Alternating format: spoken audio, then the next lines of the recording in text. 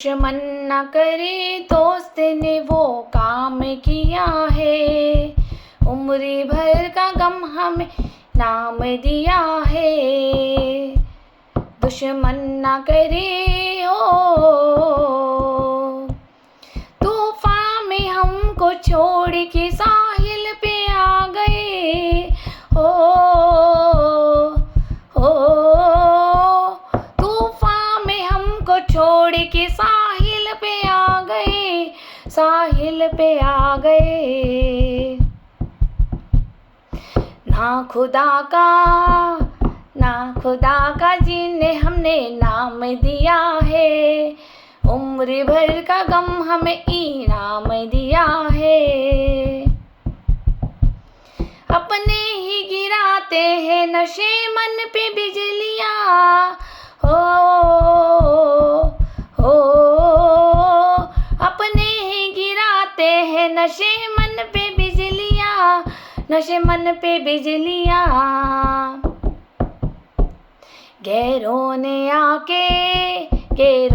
आके फिर भी हमें थाम लिया है, उम्र भर का गम हमें इनाम दिया है। दुश्मन ना करे हो। सभी को जय श्री राम, राधे राधे। कैसे हैं आप लोग? आई होप आप अच्छे होंगे, स्वस्थ होंगे, मज़े में होंगे। और आप मेरी वीडियो देख रहे हैं, मुझे सुन रहे हैं, अपना कीमती समय दे रहे हैं, इसके लिए आप सभी को थैंक यू। आप सबके घर में ईश्वर का आशीर्वाद हमेशा बना रहे।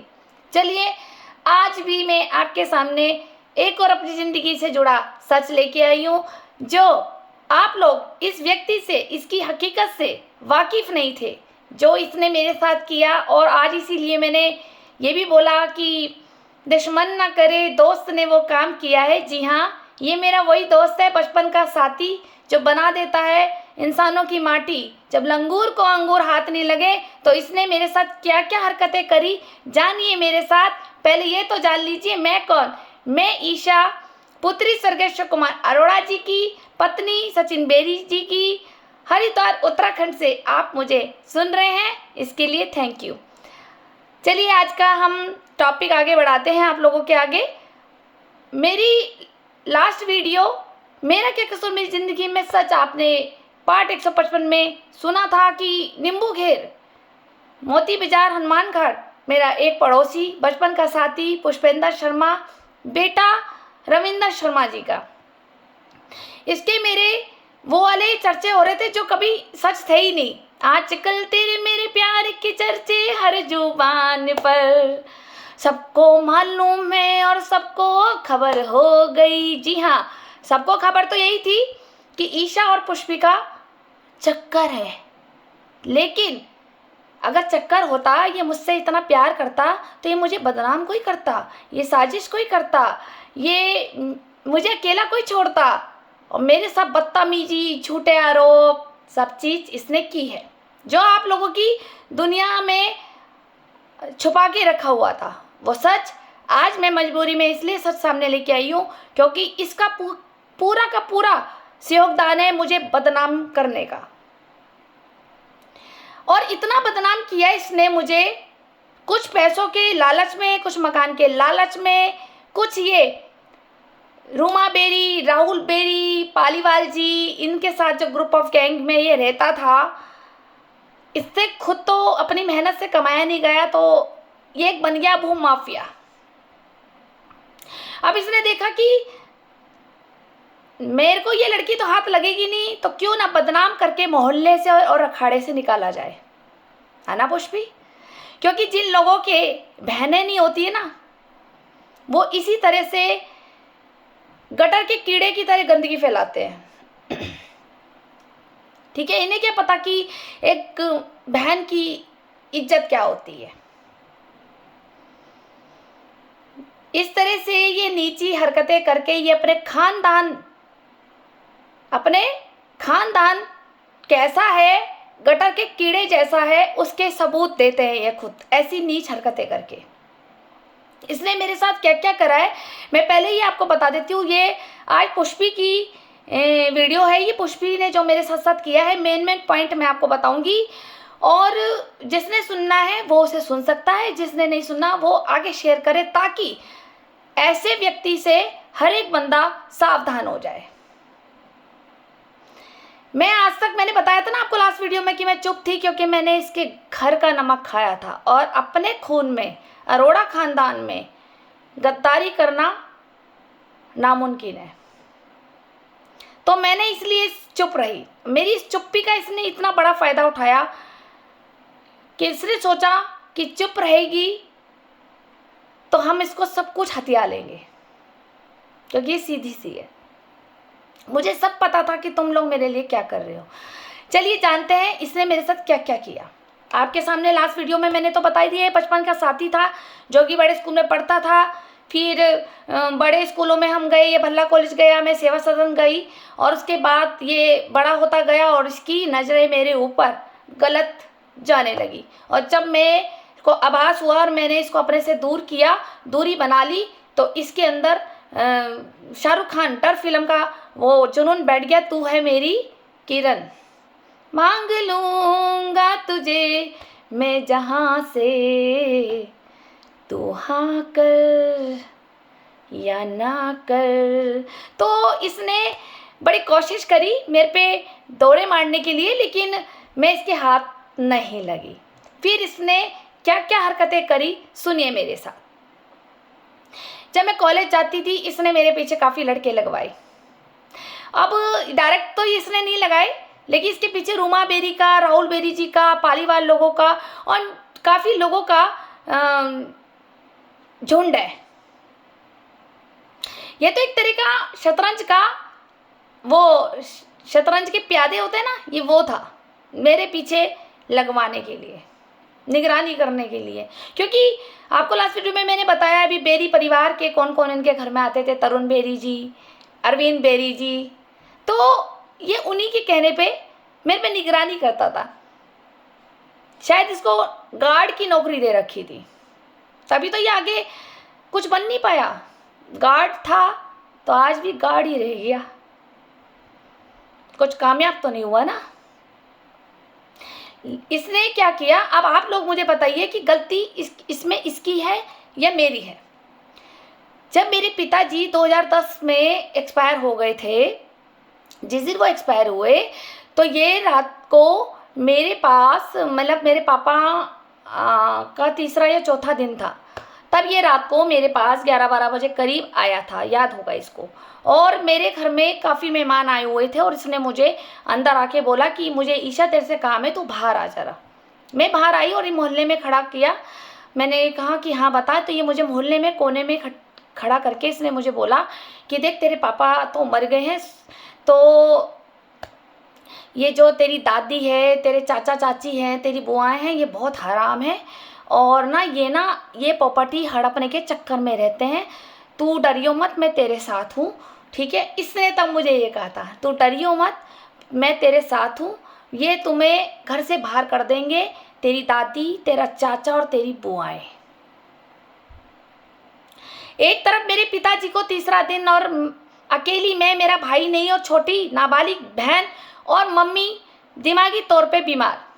मेरे ऊपर कितना बर्डन डला उस वक्त। इसने मुझे दे दिया स्ट्रेस। मैंने कहा ऐसे कैसे कोई निकाल देगा अपने घर से। मैंने कहा कानून भी तो बना है, मेरी माँ को कैसे मेरी दादी और बुआ निकाल सकती है।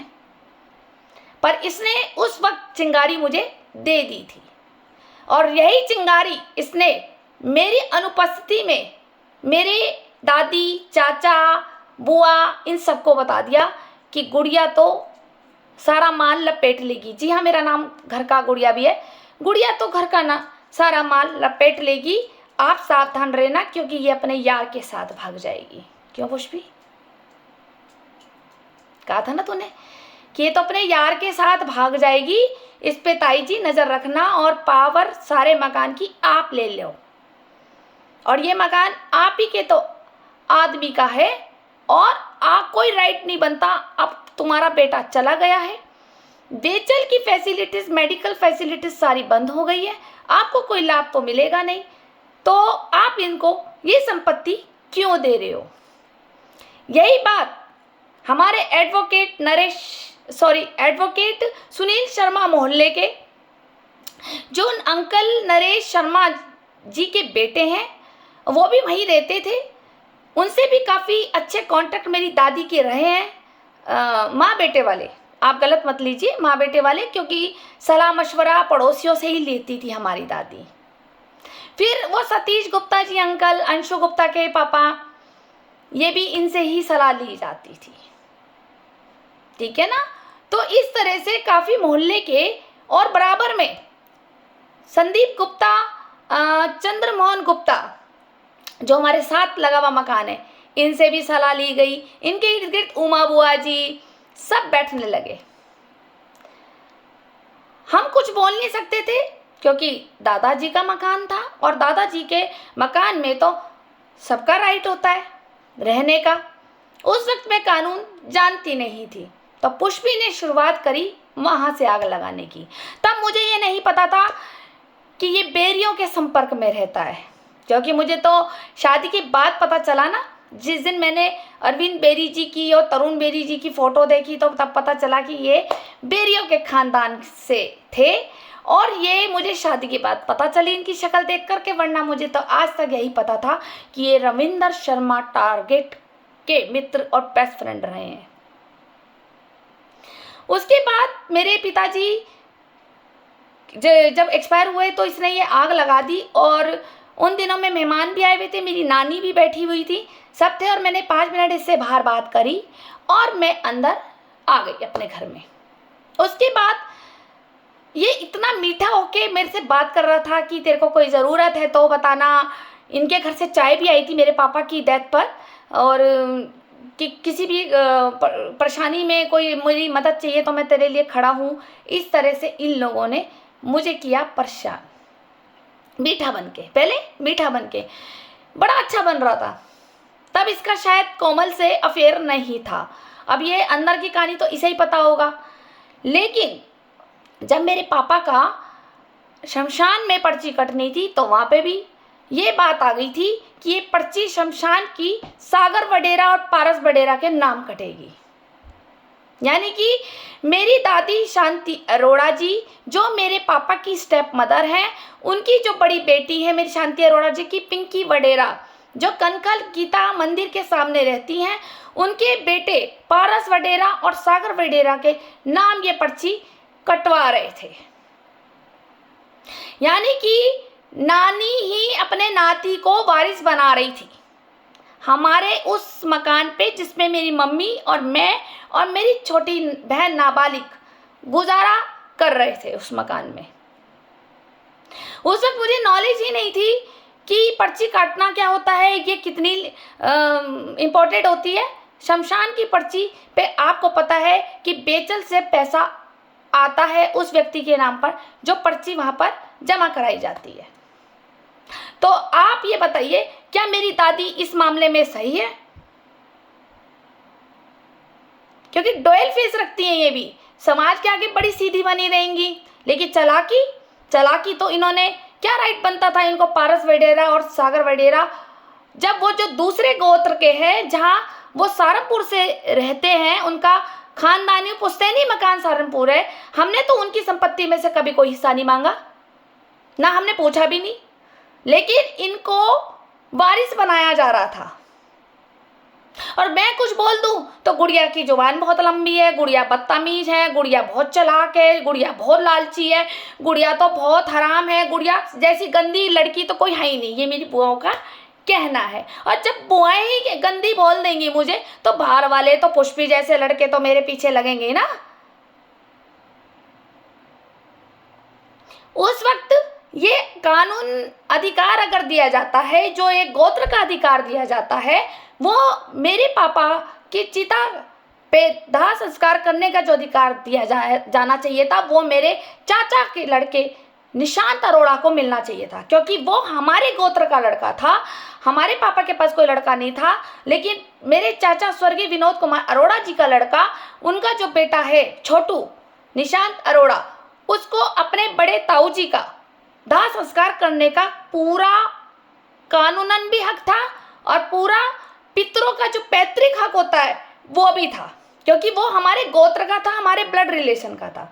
पारस वडेरा और सागर वडेरा हमारे गोत्र के नहीं थे, वो दूसरे गोत्र से आ जाते हैं।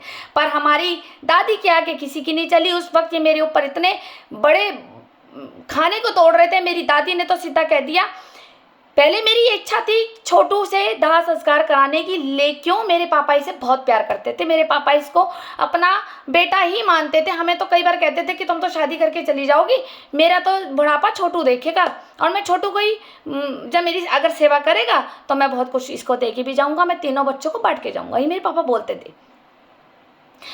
इन्होंने अपनी धाकड़ रखी मेरे आगे, दादी ने और बुआ जी ने, और तो और हमारे लुधियाना वाली बुआ जी के हस्बैंड अनिल राजपाल अंकल। इन्होंने जब मैंने बोला कि छोटू करेगा तो इन्होंने बोल दिया मेरा मान सम्मान रखना है। मेरी दादी ने बोला मेरा मान सम्मान रखना है, मैं इस घर की बड़ी हूँ, मैं जैसा कहूँगी वैसा करना है, और तेरे पापा को चिता सागर देगा, यानी कि मामा को चिता भांजा देगा, जिसमें शास्त्र में मना किया हुआ है। ठीक है, आप लोग पंडित लोगों से पूछना कि मामा को ही चिता दे दी भांजे ने, जबकि ये मुझे बाद में पता चला, शादी के बाद जब मैंने भागवत सुननी शुरू करी थी तब पता लगा कि मामा कंस मामा वाली कोई कहानी उन्होंने सुनाई थी। तो ये मैं कभी आपको आगे सुनाऊंगी, आप लोगों को भी पता है। तो भांजा ने मामा को चिता दे दी, जो कि उचित कार्य नहीं रहा। मैंने इनका सम्मान रखा, मैं कहा कोई बात नहीं, चलो दादी जैसा कह रही है कर लो, क्योंकि चाचा ने भी कहा मैं अगर बीच में बोलूँगा और तू बीच में ज़्यादा बोलेगी कि छोटू करेगा तो ये जीना हराम कर देगी, इसे चैन नहीं है। दादी को ये मेरे चाचा ने बोला कि ये तो अभी ड्रामा करने शुरू कर देगी दुनिया के आगे, इसका तो मान रखना पड़ेगा, अब तू देख ले तुझे क्या करना है।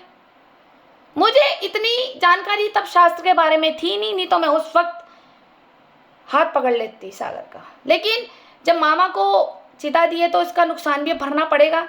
मैंने तो काफ़ी कुछ सुना था भागवत में कि ठीक नहीं होता है भांजा मामा को चिता दे तो, क्योंकि भांजा मामा का श्राद्ध तो खा सकता है लेकिन चिता नहीं दे सकता, ठीक है ना। और उस वक्त भी मुझे पीछे कर रहे थे ये लोग, मुझे ही पीछे करे जा रहे थे, और पर्ची के पीछे शमशान घाट पे इतनी बहस हुई कि ये बार बार नाम पारस का सागर का कराए जा रहे थे, क्योंकि वो हमारे मोहल्ले के जो महावीर रोहेला अंकल माँ शमशान घाट की पर्ची काटते थे, वो भी इनका साथी था। साथी में समझ गए ना, ग्रुप ऑफ गैंग। तो वहाँ पे पर्ची पे नाम चढ़ रहा था पारस वडेरा और सागर वडेरा का, लेकिन कुछ हमारे रिश्तेदार, हमारा नान का रिश्तेदार चुप, हमारी बुआ का तो रिश्तेदार ही सारे चुप, क्योंकि वो तो जब बुआ औरों की ही साजिश हो रही थी कि पर्ची पे नाम उनके बेटों का चढ़े, तो मेरा नान का तो चुप। उन्होंने कहा बीच में तो क्या बोलना, तमाशा सब देख रहे थे उस वक्त। लेकिन उसमें से कुछ मेरे जो खास कॉलेज के फ्रेंड थे वो उस वक्त मेरे पापा की उसमें आए थे वहाँ शमशान में। उनमें से एक व्यक्ति ने, जिसका मैं एहसान आज भी मानती हूँ और मैं उसको बहुत विशेष देती हूँ, बहुत दुआएं देती हूँ, कि उसने तब हमारे मम्मी के नाम और मेरे नाम पर्ची कटवाई। यहाँ तक कि इतनी बहस हो गई थी कि मेरे पापा की चिता के लिए लड़ रहे थे, पर्चियाँ फाड़ रहे थे, 2-3 तो पर्ची खिच्चम खिच्ची में लड़ हो गई। जो मेरे साथ मेरे फ्रेंड थे कॉलेज में, अब आप लोगों की नज़र में आप मेरा यार भी कह सकते हैं, ठीक है, मेरा यार कह सकते हैं, मेरा बॉयफ्रेंड कह सकते हैं, जैसी आपकी मानसिकता है आपको प्रणाम उस मानसिकता को।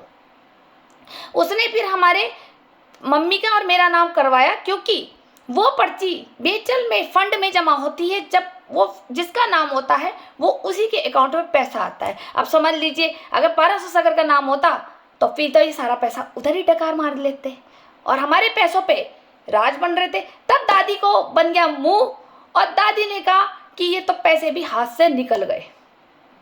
क्यों दादी जी, मैं आपकी ना इज्जत बनाए रखती थी क्योंकि मुझे अपने ससुराल में इज्जत बनानी थी, लेकिन तुम लोगों ने मुझे इतना मजबूर कर दिया सच्चाई खोलने के लिए कि मैं आज आपके सामने वीडियो के माध्यम से सच बोल रही हूँ। फिर क्या हुआ कि ये कहानी निपटी, तो जब सारे रिश्तेदार चले गए 13वीं करके, तो फिर पुष्पी ने अगले दिन ही 13वीं के अगले दिन ही सुबह सुबह एक प्लान खेला। अब मुझे बताइए पॉइंट टू पॉइंट, क्यों नहीं करती है सरकार पुष्पी का समाधान? इसने क्या करा, हम सुबह 6 बजे, वो भोला है ना छाया का लड़का, उसने खूब सारा मोहल्ले का कूड़ा उठाया। कम से कम ये सोचो 15 बाल्टी कूड़ा था, पूरा 15 बाल्टी कूड़ा मेरे घर के बाहर मेन गेट पर डाल दिया। और जब मैं सुबह उठी तो वो दरवाज़ा खुला नहीं, और जब मैं बाहर आई किसी तरह से खुलवाया और मैं बाहर आई तो जब मैंने पूछा कि ये कूड़ा किसने घेरा, तो मेरे से भोला लड़ा। भोले के पेपर डाल दिए जाएंगे। भोला खूब लड़ा, बहुत गंदी गंदी गाली दी। मैंने डाला, बता तू क्या करेगी, तू तो धंधा करती है इस कॉलोनी में, मतलब इस मोहल्ले में। इस तरह से इसने मेरे साथ पहला पंगा पापा की डेथ के बाद करवाया पुष्पी ने। फिर रोज शराब पी करके खड़े हो जाता था इसके पापा रविंदर टारगेट, और ये पुष्पी भी आए दिन रात को खड़ा होना, गाली देना, गंदी गंदी गाली देना, यही कि तू धंधा करती है साला, ये मकान के मालिक बनेंगे। इन दोनों को बड़ी चुल मची हुई थी, रविंदर टारगेट को भी और पुष्पी को भी। लेकिन मेरी दादी कुछ नहीं बोलती थी, मेरी दादी ऊपर से सारा तमाशा देखती थी, क्योंकि वो ये सोचो ना, दादी का भी घर वहीं, पुष्पी का भी घर वहीं, 7-7 दीवारें हैं। तो जब ये मेरे पे चिल्लाता था, क्या दादी का ये अधिकार नहीं था कि 2 चाटे मारती और अंदर करती पुष्पी को? नहीं। जब हम दादी को कहने जाते थे कि दादी ये तो इस तरह से हमसे लड़ता है, तो मेरी दादी का कहना था मेरे पास मतलब नहीं, अशोक मर गया, मुझे अशोक के बच्चों से मतलब नहीं। ये बात मैं आज तक नहीं भूलती, मेरे दिल और दिमाग में ऐसी चुभ गई थी कि एक पिता का जाना इतना इतना बड़ा दर्द देता है। भगवान सबके पिता बनाए रखे। मैं तो सबको आशीर्वाद देती हूँ इसी चक्कर में, सारे बच्चों को, कि कोई बिना बाप के ना रहे। इन्होंने इस तरह से कहना शुरू कर दिया और मेरी जंग शुरू होती गई। कभी गगन सोड्डी लड़ रहा, कभी सूरज नेता लड़ रहा मुझे। ये इस तरह से पुष्पी ने गैंग खड़ी कर दी थी। अब पुलिस डिपार्टमेंट पूछे पुष्पी से कि ये किसके कहने पे लड़ता था। फिर एक दिन इसने क्या करा, मैं बेचल हॉस्पिटल गई हुई थी और उसने मोहल्ले के जो सामने के लोग हैं, जिसमें शेखर, अंकुर और ये गुप्ता, सतीश गुप्ता जी, और वो टेलर, ठीक है, और रोहिला का परिवार, अंदर से जितने भी पुष्पी के थे, छाया माया का परिवार, भोला का परिवार, धीरज का परिवार, गगन सोड्डी का परिवार, और ये क्या नाम बोलते हैं, सत्यम का परिवार, सारे इन लोगों ने एक ग्रुप ऑफ गैंग बनाई। और उसमें इन्होंने एक एफिडेविट बनवाकर में ये लिखा गया था कि ये मोहल्ले को गंदा कर रही है और ये धंधा करती है, हमें ऐसी लड़की मोहल्ले में नहीं चाहिए। और इसने सामने वाले मोहल्ले से साइन करा लिए थे, इधर वाले मोहल्ले से नहीं कराए, क्योंकि पता था ना औकात नहीं है उनके घर की बैल बजाने की भी, क्योंकि वहाँ बड़े समझदार और अच्छे पढ़े लिखे लोग रहते हैं। जय श्री आंटी का परिवार, मथुरा वाले अंकल जी का परिवार, सुयश अग्रवाल भैया का परिवार, इन लोगों के परिवार की बैल बजाने की भी पुष्पी की औकात नहीं थी। तो इसने अपने जैसे टपोरी छिछोरे लोगों से साइन करवाए, जिसमें कि ये साइन करवाने कमला की दुकान, कमला आंटी की दुकान, कचौड़ी वाली आंटी, उनकी दुकान पे भी ये गया था साइन कराने। और उस वक्त मेरे पास फ़ोन आया था उनके बेटे बिट्टू भैया का। मैं बेचल हॉस्पिटल गई हुई थी अपनी मम्मी की दवाई लेने पापा की डेथ के बाद। तो जब मेरे पास फ़ोन आया तो उन्होंने बोला कि ईशा तू कहाँ है? मैंने कहा भैया मैं तो मम्मी की दवाई लेने आई हूँ।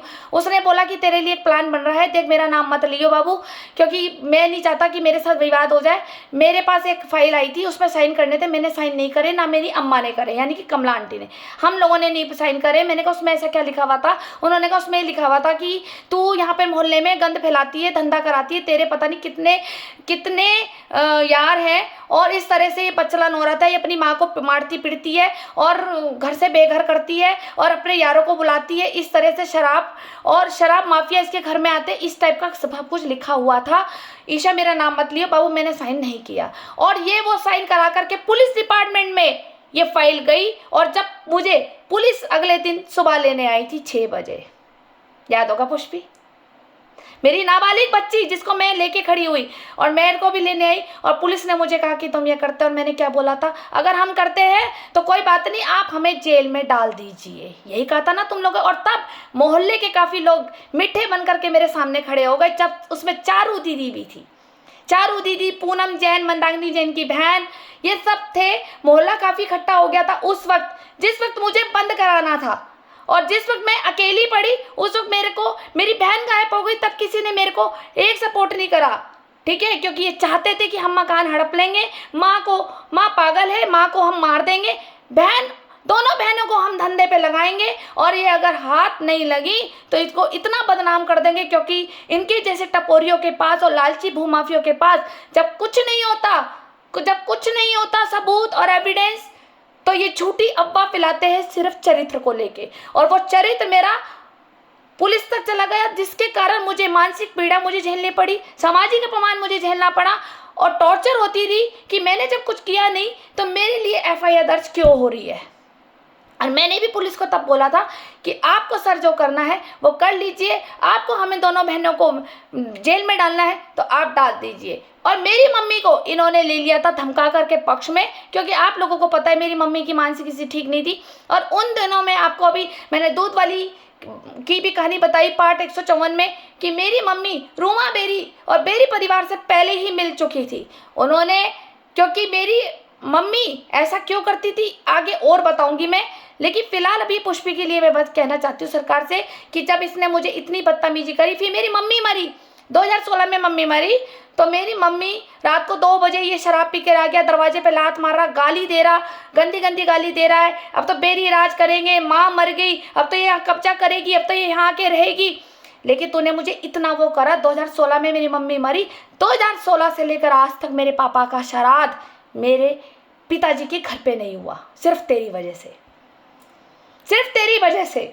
तूने मोहल्ले के काफ़ी लोग लगा दिए थे, यानी कि तूने कामनी आंटी भी लगाई थी मुझसे लड़ने के लिए कि मैं जब जब अपने घर जाऊं तो मेरे पिताजी का एक दिन श्राद्ध था, तब मेरे से कामनी आंटी बिना बात पे लड़ गई थी। ये भी जल्द ही वीडियो आपके सामने डाली जाएगी, क्योंकि ये सबको तैयार करता था लड़ने के लिए। और पीछे किसकी बैक थी?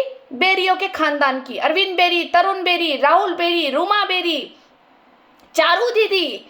वरना चारू दीदी से मैं कहना चाहती हूँ, जब मैं मोहल्ले की इतनी गंदी लड़की थी, मैं धंधा करती थी, तो तुमने मेरी शादी क्यों करवा दी? मैं तो नहीं आई थी तुम्हारे पास कि दीदी मेरी शादी करा दो, मेरे को तो करनी ही नहीं थी शादी। तुम्हें तो पता, मैं तो बचपन से बहुत पूजा पाठ करती थी, मुझे तो अपने में संत बनने में ही रहता था। जरूरी नहीं होता कि ऑरेंज कपड़े पहन के मैं डकैत बन जाऊँ, मन से अंदर संत हूँ मैं, ठीक है। लेकिन तुमने अगर मेरे को जानबूझकर फंसाया है, मेरा एक एक आंसू ना तुम्हारी बर्बादी लिख दे, वो किताब भी मेरे आंसुओं से बनेगी तुम्हारे चरित्र के लिए। तो ये पुष्पी ने सारे मोहल्ले से साइन करवाए और तब पुलिस मुझे तब से परेशान करने लगी थी। आए दिन रात को पुलिस मेरे घर में आ रही, 1 बजे आ रही, 2 बजे आ रही, 3 बजे तक मेरे घर में पुलिस आई है। ठंड का टाइम, दिसंबर में पिताजी एक्सपायर हो गए, जनवरी में पुलिस आ रही, फरवरी में पुलिस आ रही। पुलिस इतनी परेशान करती थी मुझे, दे मुझे सरकार जवाब क्यों पुलिस आती थी। कौन थे? कोतवाल हरिद्वार के योगेंद्र सिंह भदौरिया, गंगा बिहार कॉलोनी के। जब मेरी शादी भी नहीं हुई तो तब मुझे कॉलोनी पता भी नहीं था कि ये शांति कुंज के पास ये वाली कॉलोनी भी है, तब ये कोतवाल रहे हैं। और योगेंद्र सिंह भदौरिया जी के ट्रम्प्स हमारी सास रूमा बेरी जी से और राहुल बेरी जी से अच्छे रहे हैं, आप समझ गए ना। तो मेरी कहानी इन लोगों ने वहाँ से वहाँ जोड़ दी थी और इतना परेशान कर दिया था। मेरे घर में आए दिन पुलिस रात को, वो भी रात के समय, बिना लेडीज के बदतमीजी से बोलते थे, बेल बजाते थे, घर में घुस जाते थे और कहते थे थाने चलो। मैं कई बार बहस कर करके ये बोल के आई हूँ कि मैं सुबह आऊँगी, फिर मैं अपनी नाबालिग बहन को साथ लेकर के कोतवाली जाती थी। जब मैं बहुत ज़्यादा अति परेशान हुई तब मैंने सीओ सिटी में जाकर के एप्लीकेशन दी और मैंने तब भी ये कहा कि आप हम दोनों बहनों को जेल में डाल दो। हम इतने परेशान हो गए थे अपनी मम्मी की मानसिक स्थिति से भी, क्योंकि वो हमारे खिलाफ खड़े होकर के वो इन लड़कों के साथ बोलती थी कि हाँ मेरी दोनों लड़कियां धंधा करती हैं, जिससे कि जो पापा का पावर ऑफ अटर्नी है, पैसा है, वो मैं परेशान होकर के अपनी मम्मी के नाम कर दूं, अपनी मम्मी के नाम कर दूं और मैं छोड़ करके चली जाऊं और गलत रास्ते पे आ जाऊं और मैं भी नेता पार्षद के आगे हाथ जोड़ूं और फिर मैं उनके बिस्तर गर्म करूं। तो ये पुष्पी ने मुझे इतना परेशान किया, जिन जिन के मैंने आपको नाम बताए, और पुलिस डिपार्टमेंट ने मुझे इतना परेशान किया जिसके कारण मुझे अपनी सामाजिक प्रतिष्ठा भी खोनी पड़ी, जिसके कारण लोग बातें बनाने लगे। और उसके बाद जवाब मेरी दादी और चाचा का भी उठने लग गया कि तुमने तो हमारा नाम बर्बाद कर दिया, कि बाप के मरते हुए तुम्हारे घर में पुलिस आने लगी, तुम्हारी जैसी औलाद हो करके तो मर ही जाए। और ये बात इसकी सत्यम की मम्मी ने भी मुंह पे बोली थी कि ऐसी लड़कियां तो मर जाएं। और यही बात सक्सेना की मम्मी ने सक्सेना आंटी ने बोल दी थी बाला सक्सेना ने, ठीक है। वो तो अब दुनिया में नहीं रही।